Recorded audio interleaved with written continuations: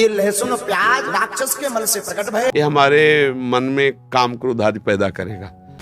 जय माता की। हिंदू धर्म में भगवान की स्तुति व सेवा के रूप में अनेकों प्रकार के व्रत किए जाते हैं। नवरात्रि भी उन्हीं व्रत का हिस्सा है। जैसा कि हमने सुना है कि किसी भी व्रत के समय हमें प्याज और लहसुन का सेवन नहीं करना चाहिए।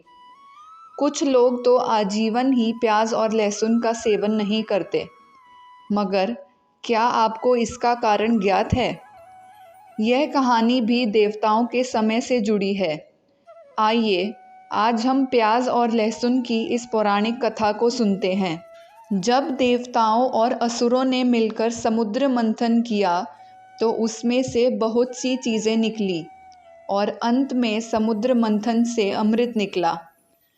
अमृत पीने के लिए देवताओं और असुरों के बीच लड़ाई छिड़ गई।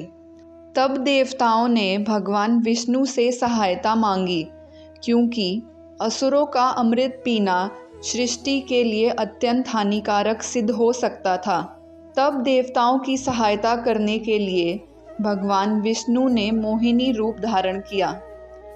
भगवान विष्णु का मोहिनी रूप बहुत ही सुंदर था, जिसे देखकर सब असुर मोहित हो गए। असुरों ने इतनी सुंदर स्त्री पहले कभी नहीं देखी थी।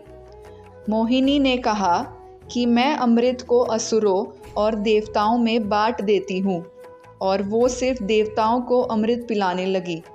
असुर मोहिनी के रूप में इतने खो गए थे कि उन्हें ध्यान ही नहीं रहा कि अमृतपान सिर्फ देवता कर रहे थे। परंतु राहु और केतु नामक दो असुरों ने मोहिनी की इस चाल को समझ लिया और देवता का रूप धारण करके उन्होंने भी अमृतपान किया। तभी भगवान विष्णु को भी उनके इस छल के बारे में पता चल गया। अमृत उनके गले तक पहुंचा ही था कि भगवान विष्णु ने अपने सुदर्शन चक्र से उनकी गर्दन काट दी। माना जाता है कि जहाँ राहु का रक्त गिरा वहाँ प्याज उगा, और जहाँ केतु का रक्त गिरा वहाँ से लहसुन उगा। अब दोनों के रक्त में अमृत भी विद्यमान था, तो इसीलिए प्याज और लहसुन के कुछ फायदे भी हैं और वे कई बीमारियों से लड़ते भी हैं। प्याज और लहसुन असुरों के रक्त से उगा है, इसीलिए उन्हें खाने के बाद मुंह से दुर्गंध आती है।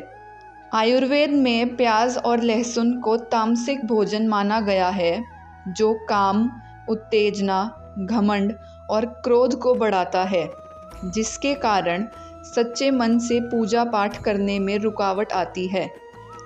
इसीलिए नवरात्रि व अन्य व्रत के दिनों में प्याज और लहसुन नहीं खाया जाता, ताकि हमारा मन शांत रहे और शरीर से दुर्गंध भी ना आए।